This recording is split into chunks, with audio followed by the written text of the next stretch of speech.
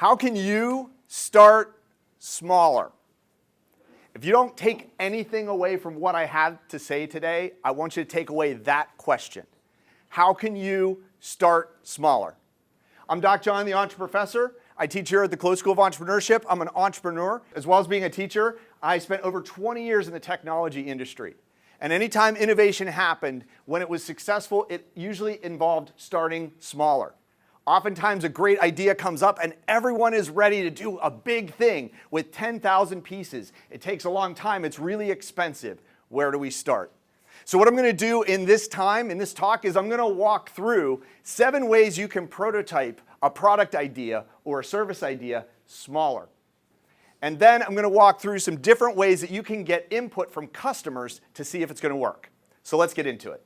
I want to start by telling this story. This is David Bacchus. Longtime friend of mine.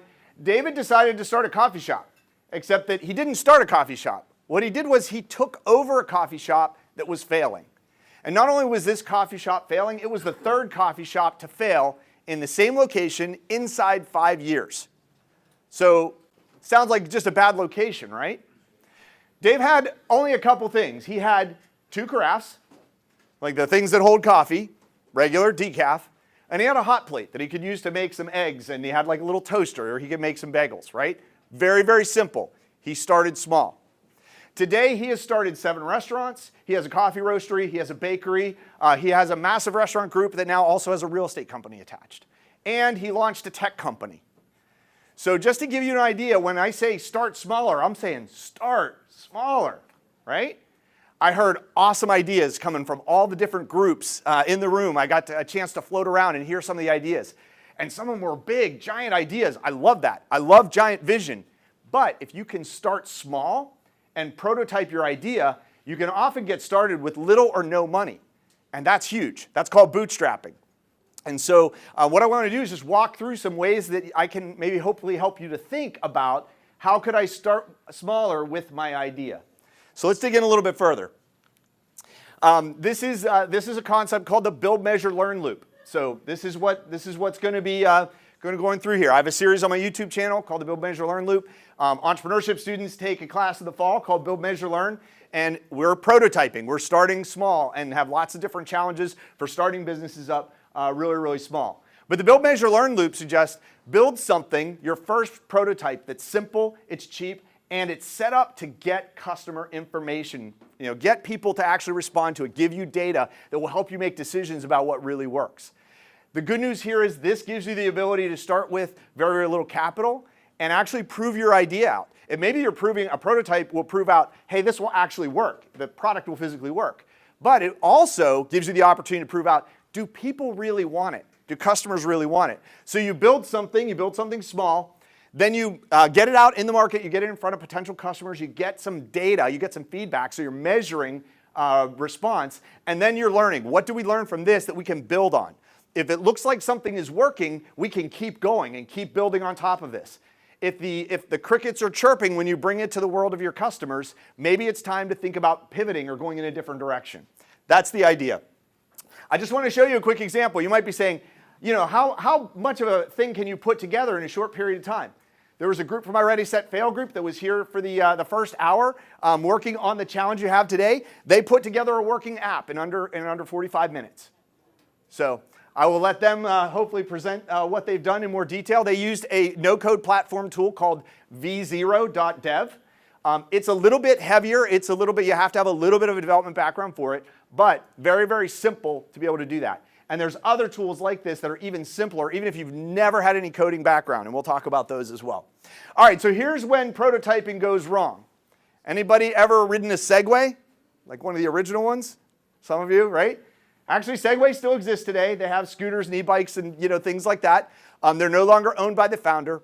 But the thing with Segway was when they first brought it out, and I remember, okay, I'm letting out a little info about my age here, can't be avoided. I remember when the first Segway was released. For weeks, there was this buildup. The big thing, the big new innovation idea is coming out in just a few weeks. No one knew what it was. No one had any idea what it was. It was talked about. One of the morning shows actually got the bit where they got to show the device. And so, but And for weeks, they're like, it's coming, it's coming. Nobody knows what it is. All everybody knew was somebody had spent $100 million developing a technology that was going to change the world, right? Sounds pretty familiar. You hear a lot of people say that, right? So they roll this technology out, literally, and you have these news anchors get on this thing and wobble around. They're wearing like these goofy looking skateboarding helmets, kind of wobbling around the parking lot, and everybody was like, what? And their whole thought was this is their problem they were trying to solve was getting around as a pedestrian in the city. Think about that for a minute. So everybody's going to ride this big giant wheeled device, and that's going to get them places in the city faster. It was a total miss on so many levels. The most important one was nobody really wanted to buy it. No one was willing to pay the $5,000 for this thing. And then you had a couple of very high-profile people fall off of them publicly on video, which then became like what we call now a meme.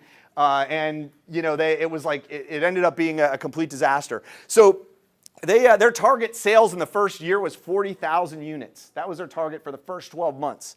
In the lifetime of this, about 7 years, they sold 30,000 total. So best case, they made about $150 million, but they had to operate for 7 years. And they spent $100 million. Why did they fail? They failed because they didn't ask customers to give them input. And why did they not do that? Because they were afraid somebody's going to steal their idea. Dean thought that this idea was so good, we don't want anybody to know about it until we release it, because otherwise somebody will steal the idea. So what that meant was they didn't do any customer development. They didn't ask any questions. They didn't get anybody to try it out. They didn't experiment with it beyond just the kind of the walls of their own design studio. And so as a result, it was a big flop. So I'm going to walk through 7 ways that you can prototype very, very cheaply. And I'm going to start with this one, the Napkin Sketch.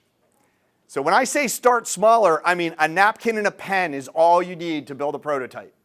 This is an example one. This is pretty fancy. Someone can draw way better than me when they drew this napkin sketch. But this is a concept. It's this sustainability loop type of a program. It's a matching app that's bringing people together with like ways that they can compost. This one's pretty old. This has been around for a long time. It was a sustainability solution. They were addressing a specific problem, but they were fundraising on a napkin. So imagine if you've got this idea and you have this product concept and you're like, I need to pitch this to someone. What if you ran into the perfect person at happy hour? And they said, tell me more. That sounds really interesting. Pull out your napkin, pull out your pen, you start drawing a picture that communicates the point. What do you think? Best case scenario? Hey, I think that's a great idea. I'd like to invest $5 million in it. Okay, probably not going to happen, but you get the conversation started. Now imagine you can put a napkin sketch that really clearly illustrates what you're doing, the problem it solves and how you do it, and you can show somebody, this is how it works. What do you think? If they're your customer, what they say next is really, really important. I call it data, right? They're going to say, that's really cool. Or they're going to say, I don't get it. Or they're going to say, doesn't somebody else already have that, right? So you start to get information from a customer. So a napkin sketch, and the way I usually try to do these is, what's the problem? What's my solution? And what's the transformation that's going to happen if you have my solution, right? Okay, here's the second one, Slideware. So I showed you a minute ago that it might have looked like Slideware, but I can tell you I saw it. It's a working app. But just an image of that is Slideware. So they create an app in a no-code platform that could actually be clickable and start to work. But imagine just the slide was on the screen. So this is an example of a company called Ripple Q. It's not here because they realized they actually invented Slack and it already was around. So, but they started out with a piece of paper, a version of a napkin sketch. And then they did a mock-up using graphics software. And eventually they actually also then went to Balsamiq, which is more like a modeling program for user interfaces. But what they did was they created an image of an app. This right here looks like apps we're very familiar with, right? You have some kind of chat, you have some kind of data repository, scheduler, some of those kinds of things. Not real, just an image, right? But if someone were to present this to you and talk you through, like, here's the problem it solves and here's how it works, you'd probably like, okay, I get that, that's interesting, right? Now you can give some feedback. I think I would use that. I would never use that. Isn't that the same thing as Slack, right? You can get some really good feedback just from a piece of Slideware. And the idea is it's something you can put on a slide in a presentation. It's static, but it gives a demonstration. The third one is landing pages. One of my favorite ways to test a product. The product doesn't have to exist to create a landing page that infers that it does. Now, this is a landing page I created just because I realized there's not really a central repository for information about entrepreneurial organizations in the city of Philadelphia. There are lots of sites that have individual events or different things, but there's nowhere where they're all together. So I thought, I think I'll launch a website called Top Entrepreneur in Philadelphia that gives just a directory, a listing of all the things that are there. What do I want to know about this? I want to primarily know, would people be interested in this? So what I did is I crowdsourced. I offered some extra credit to my students to find lots of websites and resources for entrepreneurs. And then I consolidated that onto a directory website. And I started promoting it through email lists and different things like that, just to see, is there interest in this? Candidly, I didn't get a lot of interest, a lot of feedback. I got some, and so I put out a newsletter article occasionally just to kind of keep the idea out there, but there wasn't a lot of interest in it. So I didn't invest a lot more time, but I think this is an interesting idea that would be worth pursuing further. So feel free to scan in and check. That'll be my little customer test if anybody likes it. But the idea is you have a simple landing page website that introduces a concept. It can be a product, it can be a service, whatever, and then a call to action right out of the gate. Get exclusive access, right? Exclusive access, give the email, say, I want in. Great, you're going to get access to the newsletter, which I used Beehive to host that. I used card.co for the landing page website, free website builder. And I used Beehive, free newsletter app, and I just linked them together. And so simple landing page. What I'm really trying to do is figure out what's going to be the response. You have a product idea, put it out there. Click here to pre-order. Beautiful phrase, right? Pre-order isn't promising you're going to deliver them. You're not actually going to take any money, but most people when they click that button think they're about to put a credit card number in. That tells you more than give me your email address, right? Somebody clicked that thinking I might be buying something. And so then you can set expectations. We're working on a prototype, and we'll get back to you. But it's getting that data. Did they click the button? Were they interested enough? Call that the click-through rate, right? Okay, here's number 3. This is wireframes and workflows. So lots of apps out there. Developers primarily use one called Figma, but this is where you can design the app screen by screen, show what it's going to look like. If you're like, wow, that sounds like a lot of work, try Buzzy, because Buzzy will do it for you on an AI prompt, and it will create the Figma app, even have ways that you can elevate that into a working app, pretty slick. Zapier is a workflow automation tool. So a lot of times when you're thinking about what you need an app to do, most of the things that apps do are pretty simple. And really, they're just automations. So you can connect a string of automations using a tool like Zapier, where someone puts in a piece of information, it brings back a response, they get an email, they get a notification. You can put together a very basic prototype using automation tools like this. So here's an example. Priceline, unknown founder, Jay Walker, not real well known at the time, a major headache problem, trying to get a good deal on an airline ticket, and a Star Trek captain. So we have William Shatner, takes equity, starts pitching this thing, it goes really, really viral. And now, it became at the time a way that people would go in and get an inexpensive plane ticket by making a bid. You would just literally make a bid and say, hey, I want that plane ticket and I'll pay $50. And if the airline's like, hey, that $50 is better than no dollars, we'll take it, right? That was so their prototypes were very simple, and a lot of it was hype and very simple things that it did up front, and then they were able to move it forward. Okay, so number 5, no-code application builders. I showed you one a few minutes ago where a group of students took the problem that Professor Sacco threw up, Dean Sacco threw up a few minutes ago, and they took that problem and they created an app using a no-code app builder. They use one that has a little bit more of a learning curve, but there are lots of no-code app builders out there that are very, very easy to use, even if you've never had any coding experience whatsoever. There's Glide, there's Adalo, there's Bubble, there's Airtable. So lots of different platforms that you can use. Some of them have more of a learning curve than others, but some of them are really, really simple, drag and drop. A lot of times they even have templates. In fact, Glide, which is one that I really enjoyed working with just because it was quick and easy for a database-driven one, actually has an AI engine on it. You literally tell it what you want the app to do, and it will give you a first draft of the app that is actually working. If you want to publish to the App Store or Android Store, you probably want to use something like Adalo. This is Max Miro, otherwise known as Make with Max. It was Twitch creator, now does a lot with TikTok, also some with YouTube. Max actually spoke at this event a year before last, and he literally crowdsourced an idea in the room, and the different people came up with ideas. He put a poll up Everybody voted. It was called What's for Dinner. It was basically for a family, for everybody to kind of figure out what they wanted to have for dinner, and then they all could vote and all those kinds of things. And then in the course of about 12 or 13 minutes, he produced a working prototype of the app. And he did that one on JotForm.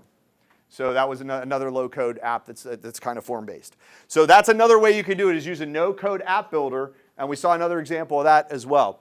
All right, here's number 6, 3D imaging or AI-generated images.